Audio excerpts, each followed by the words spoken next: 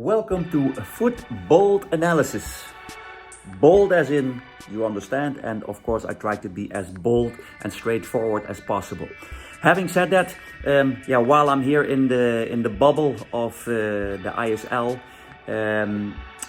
Indian Super League, I am trying to contribute from my side and try to use my time as good as possible, and I will do some analysis on certain games. I will not choose every game, but to try to pick some games that would be interesting to analyze. I cannot use any video material, therefore I will use animations, and I will only look into key moments in the game. Also, I want to try to keep it as short as possible and be as objective as possible. So I'm not going to fill in the way how I would find solutions or do things. Of course, I will here and there give some ideas on how I would do it, but at the same time I try to be as objective as possible, and hopefully as a supporter or anyone who's watching can do his benefit with it. Let's dive right into it, to the analysis, and hopefully you enjoy. Cheers. Alright, last night's game, FC Goa against Bengaluru. I have to be really critical. I think it was a really poor game, at least a very poor first half.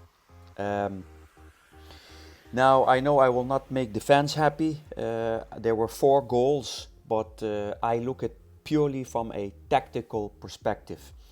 And let's dive right into it. First, we look at the formations. In this case, Goa played a 4-2-3-1. And Bengaluru surprisingly lined up in a different way than they did last year. It's a 3-4-3 formation. And that means 3 in the back, basically a 4 flat line, and then 3 guys up front.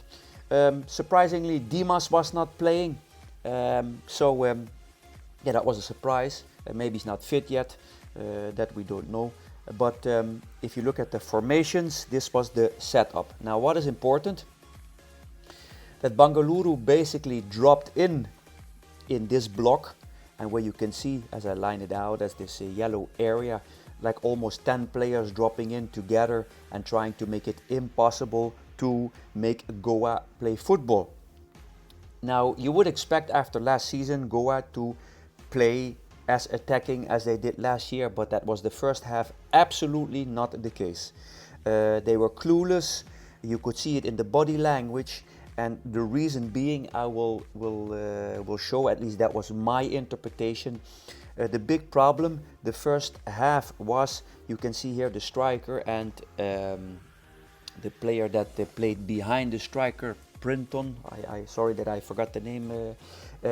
They were not able to get the ball. Now, what was the biggest issue there was that if you look at the responsibility here for the midfielders from Goa, and Bengaluru, that means Erebedia and Lenny Rodriguez were covered by those two, by Pardalu and the young Indian talent of Bengaluru. So that is basically what is important, the responsibility. They have to cover those. But what was Goa doing? And Erebedia and Lenny Rodriguez almost all the time were playing on their own half. And that means what you get is, like, see how many players of Goa playing on their own half, and both Pardalu and the other midfield of Bengaluru just stayed in their zone. So basically you get like a lineup where you get 1, 2, 3, 4, 5, 6 players of Goa playing on the outside, and Bengaluru is playing on the inside. It's very predictable. This is very easy to defend.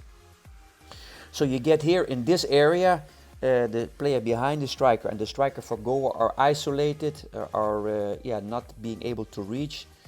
And what you get is that Adebadia and Lenny Rodriguez most of the time played on their own half, and that means that doesn't create any danger, it doesn't create any confusion. And they start playing some long balls, some switch balls to the other side, but they all went wrong, or most of them. Like this, and when In some case the ball goes to the side, Bengaluru just moved over.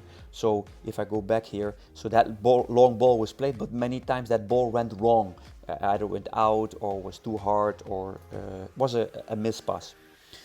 So whenever the ball went to the side, there was no overlaps from the wing backs, especially not on the left side for Goa. Right side, Serenton did it a few times, and basically Bengaluru just moved over. So there was no danger the first half. They had no clue what to do, Goa. So as I said, you see here 5-6 players on their own half.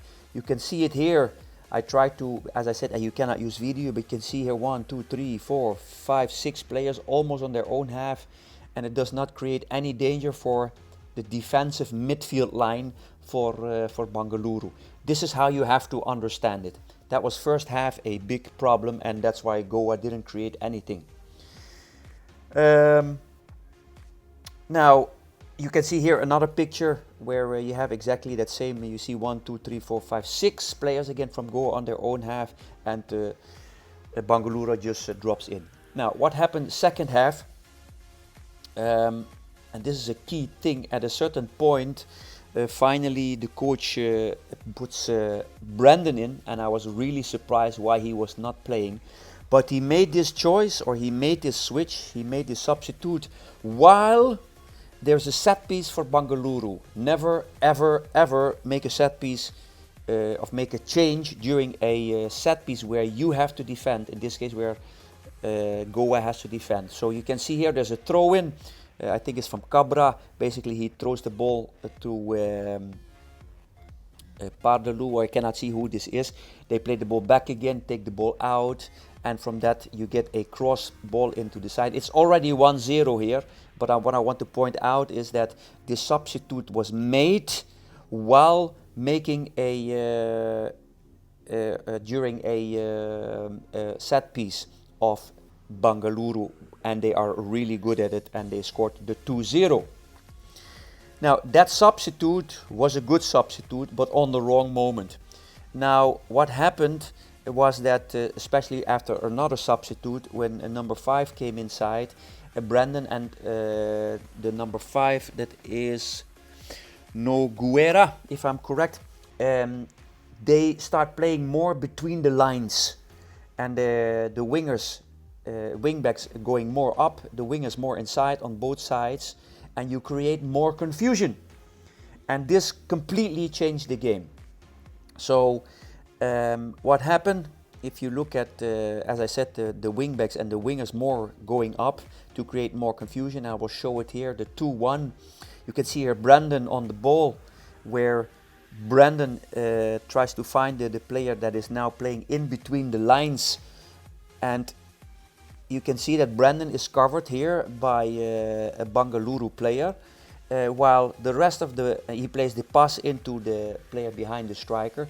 But Bengaluru players and the 2 midfielders and the 3 center backs, they're all confused. They don't know what to do. It's very poor defending, but you can also say maybe Goa created some confusion there, and you get the through pass, and they scored the 2-1. Right away after, they scored the 2-2, and of course you see the 2-0. The 2-2 right away followed after, and again you see here Brandon taking the pass to the side and the cross where the wing back is coming up, and they scored the 2-2. So all about creating more confusion, and as I said, playing more between the lines, playing more adventurous. The first half was, in my opinion, a disaster for Goa. They had no idea what they were doing, and I showed you the reason why. Now, Bengaluru, I have to be very critical here. Yes, they scored 2 goals. Both goals were only from set pieces again. Over the course of the game, they created hardly anything. Was a lot of long ball. Dimas was not playing. That could mean that they missed some creativity. But the first half, one striker was changed with the next striker, and I come back to the situation where I said before, where Miku 2 seasons ago could create things on their own, and now again, yeah, we have to see how those strikers will line up. They look more like static strikers, and the game plan for Bangalore is more playing long balls and from set pieces. So I'm a bit disappointed there, but let's hope that they would grow. There's not much more to say tactically. There are still a lot of things you can take out of the game, but I take out, as usual, the key issues, the key problems.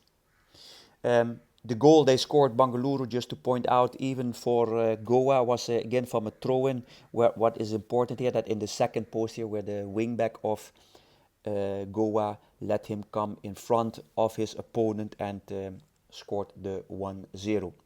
So Goa, first half, poor. Second half, made a substitute on a wrong moment, 2-0 behind. After that, the substitutes were good, created more danger, and the Bangalore, in my opinion, yeah, depending too much on defending, depending too much on set pieces, did not create too much football and to play too much with the long ball. See you at the next one.